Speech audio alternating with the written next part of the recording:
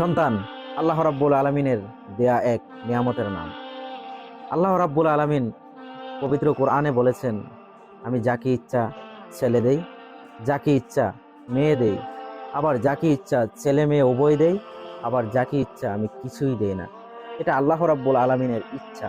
পৃথিবীর কোনো মানুষ একটি মানুষ বানানোর ক্ষমতা রাখে না, একটি প্রাণী বানানোর ক্ষমতা রাখে না। আল্লাহ রাব্বুল আলামিন যাকে ইচ্ছা তাকেই ছেলে মেয়ে দান করেন। কিন্তু আমাদের সমাজে কিছু মানুষ মানুষকে কষ্ট দেয় কথার মাধ্যমে। কেন বাচ্চা হচ্ছে না, কেন ছেলে সন্তান তোমার হচ্ছে না, কেন ছেলে মেয়ে তোমার হচ্ছে না। এটা আল্লাহ রাব্বুল আলামিনের ফাইসালা। আমি আল্লাহ রাব্বুল আলামিনের কাছে একটি মাত্র দোয়া করি, রব্বি হাবলি মিনাস সালিহিন।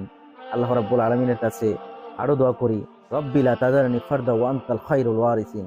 হে আল্লাহ, আমি পৃথিবীর কোনো মানুষের কাছে চেয়ে সন্তান পাবো না। আমি পৃথিবীর কোনো মানুষের কাছে চেয়ে, কোনো বাবার কাছে চেয়ে সন্তান পাবো না, কোনো মাজারে গিয়ে সন্তান